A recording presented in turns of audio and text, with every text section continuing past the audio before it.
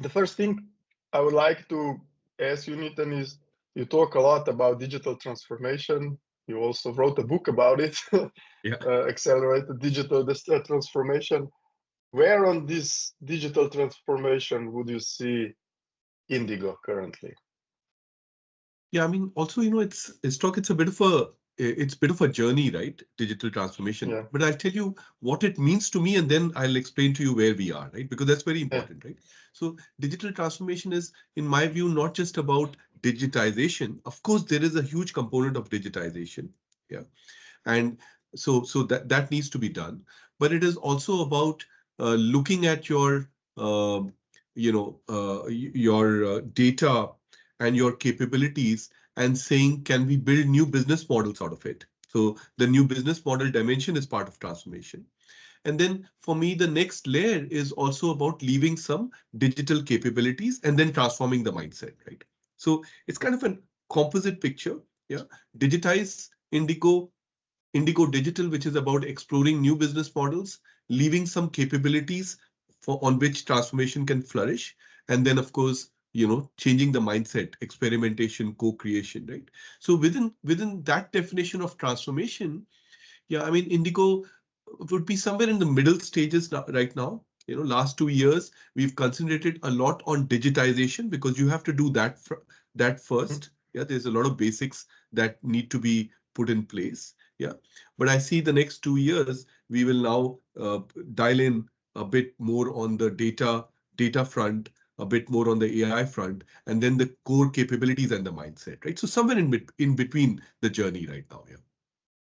You talked about this 2-year time frame. So for this year, what would you say are your key goals in terms of, let's say, data? And mostly I'm interested also about digital user experience.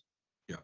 So, basically, if I look at digitization effort in IndiGo, we break it into three big pillars, right? I call it happy customer or happy employee. Both are important. Mhm, That's creating great digital experiences for our customers mhm. and employees, because you can't have great CX without great EX, Yeah, right? So, yeah, yeah. it's Then we true. call it invisible ops, which is really digitizing the core of IndiGo, the core operating model, and then the data twins or digital twins, which is around data, right? Yeah. So we've got stock initiatives in pretty much all three areas, right? On the customer consumer front, we changed the architecture of our website and app last year. The app is still Mhm. not done. We've got another 4 months to go because it's important to build a D2C architecture. Yeah, we hired a conversion rate optimization team within IndiGo, right? As you can imagine. I mean, yeah. So all of that bit was done last year. Architectural change a bit still pending. Now we are a bit of more basics are remaining. For example, UI UX. Then Mhm. post summer, the plan is to really start every 3 weeks improving the customer experience, right? So there is a concentrated effort on CX. Then on the happy employee bit, we said think IndiGo, think IndiGo staff, think Breeze. So we created a platform called Breeze, 60 Breeze. Yeah. Mhm. And this year is again going to be about making sure everything gets integrated into Breeze, right? So for crew, for staff, office staff, yeah. So that's happy customer, happy employee. Then invisible ops, around 80% of our processes now run proper platforms, industry Mhm. standard cloud native platforms. So we still got 20% to do. And on the data front, we've just last year was about selecting the data platform for the data fabric. This year is about starting to implement, right? So the team is in place. That's building a data fabric, making sure there's data governance, data lineage, Mhm. metadata. You can't do AI without data. We've done some experiments, but yeah. So yeah, I mean, we've got initiatives in all of these four pillars, really. And when we talk about these initiatives, especially on the, let's say, customer-facing front, Yeah, also invisible ops, very yeah, interesting, and yeah, the employee part, which is often yeah, neglected. yeah. What would you see are the key challenges to go faster here? Because a lot of times I see airlines, we want to do a lot of these things, but then Yeah. the pace of implementing these things is often what we perceive as too slow. Yeah. Yeah, I mean, I think the speed and velocity, right? But one is speed, which is just dialing it up. Velocity is dialing it up with the direction. I think the Mhm. direction bit we've got sorted. We've cleared what we Mhm. want to do. Now it's a matter of really dialing it up, right? So on the CX side, on the happy customer side, we are now setting up these dedicated pods this year, right? Which is, as you know, the Scrum teams within IndiGo Mhm. Digital, right? Dedicated to CX, dedicated to commercial, Mhm. dedicated to some disruptive, innovative ideas, right? I hope that post July, so we still have some basics to fix, we can get into that 4-week cadence of releasing, Mhm. basically branching out, doing the development in these pods, and then branching in because the architecture is now ready. Yeah. So yeah, I think the challenge is really getting that talent in place. Mhm. The Yeah. D2C, the D2C talent within a aviation company is difficult to attract and retain. Yeah, so that has been a bit of the challenge. Yeah, in in Yeah. in happy customer. Yeah. If I go back, you mentioned before that you formed out a CRO team, so conversion optimization team, and that's a passion of mine. So my eyes got widened when I heard that. And one thing that I often see with conversion optimization, typically when we start, it's more like about small gains, about listening to customers and do small optimizations. But Yeah. if it's done for a longer period of time, you try to get to the biggest bottlenecks. And this is where, when I say conversion optimization comes into like real business innovation and experimentation, because you're starting improving the product, not just some Yeah. small glitches. Have you Yeah. seen Exactly. this already, or this is something that you expect in the future? Very initial stages is top because we Mm-hmm. were also fixing some of the foundation architectures. But I must say, Mm-hmm. the team that exists there talks a different language. They are very scientific about this. They run these experiments, right? Mm-hmm. Should I put recommended fare here and there? And they Mm-hmm. do that canary release. Yeah. So, I mean, just to describe our journey, we first had to fix the architecture of the website Mm-hmm.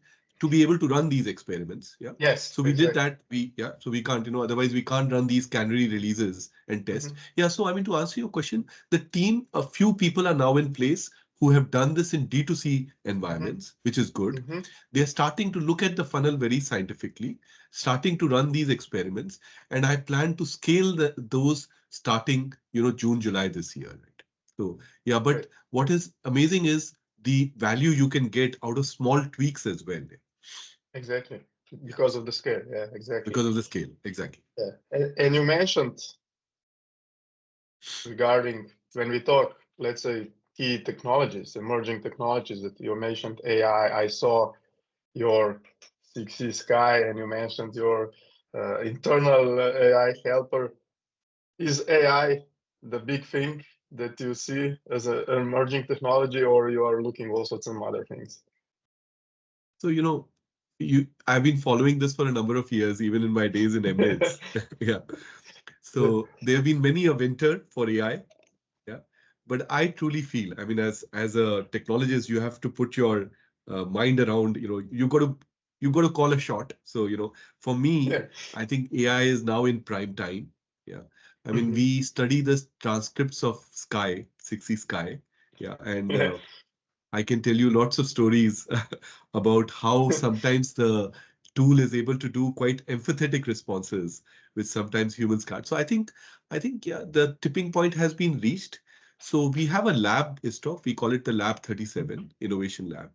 And what Mhm. we are doing there, while we build the data foundation, I've told them to concentrate next 12 months on AI alone, right? Yeah. So that's one big area of focus. I must say I was approached by somebody from South America who was doing, using quantum annealing for cargo load optimization because that's a big problem to solve, right? Yeah, yeah. So at the edges, we've had a look at quantum, but we found it not ready really for deployment right Mhm. now. But let's see, we are still in touch with this startup saying maybe Mhm. we should have a look. But Mhm. yeah, predominantly AI, not much of Meta, but Mhm. quantum in Horizon 3, we're just having a look. Yeah, when you mentioned looking at chat transcripts of your AI Yeah. assistant, that's again when I go back to and my conversion optimization head kicks in. What I was amazed a lot of times is our booking form. in airlines stayed the same for 30 years, and it's very limited because when you analyze, you limit the people what they can choose, so you don't pick up what they would like to do, and there is a lot of that. And I think what you see and what you're doing is great with AI, with chat, because you get all these additional requests, demands, bottlenecks that you can analyze, and if you then process, you can build much better digital experience. And we put it out there, right? For me, I don't treat it like a chatbot. I treat Sky as another direct channel. In fact, we get a daily report of direct channel revenue, and Sky has now started appearing in it. So it's website, app, WhatsApp, Sky. So we put it out there. There's still a lot of improvement to do. For example, the change services are still not live on Sky, but you're right. The ability to just converse naturally, I think it's a big plus, and we should definitely scale that capability. And if you look, you said you have like a 2-year plan. If you look beyond these 2 years, let's say 5-year period, how do you see the future of, let's say, airline, and I would say on this digital experience side, especially of retailing side, of bookings and direct bookings and things like that? How do you see the future there? What's beautiful? I'm a bit of an optimistic stock. So please, I often say, people say half full, half empty glasses. I see 2 glasses, both full, right? So that's great. Please filter my views, from that perspective. I'm a bit of an optimist, but I see the travel world just going through this fascinating change, right? So if you look at it, most airlines today realize the wealth of creating proper direct channels, right? You don't have to fight anymore for those funding. So that's happening. On the indirect channels, with NDC, you can see what's going on in the world, right? Yeah. So with NDC, we are also, running a whole program for NDC. So if that happens, then indirect channel also, strategic offer management is brought back to airline rather than it being with the value chain, right? And then you look at order, offer, settle. I mean, that whole PSS environment needs to shift. How does that interface with revenue management? Revenue management itself is going through, transformation with lots of these startups, as you know, Fetcher in Israel, Fly Labs, right? So many startups have come up which are looking at deep neural networks to do dynamic pricing, right? So the core value chain of the commercial area of airlines is changing, and I see us definitely looking at all of these areas. And then if you look at operations, there is even more capability there, right? Because I think the operational technology digitized environment is still quite legacy, to be honest. Yeah. And it's very difficult to use, right? It's not intuitive. Yeah. The UI, UX is not meant for the youngsters who are now coming to, right? So yeah, I think the whole operating environment, which is crew management or disruption management, or in fact just airport services, right? We still have CUS and CUPS and all of these, very legacy environments. Yeah. So yeah, I see in all 3 dimensions a beautiful picture coming through. Yeah. And so we are looking at all of this, I mean, within IndiGo, and that is one of the reasons, I went away from airline for a while, over 3 years, and then when this opportunity came up, I just jumped right in, because I see some beautiful opportunity for change in commercial, in operations, and then in data, right? All 3. Yeah. No, I love the 2 glasses full view, and really enjoyed this conversation. Thank you, Neetan, for sharing all these insights. Yeah. And I've been testing your chatbot, so it's great assistant. And all the best, all success in the future, and hope to catch up sometime soon to see again what is the progress. Thank you. Yeah. Thank you, Stock. Thank you for your time. Take care. All the best.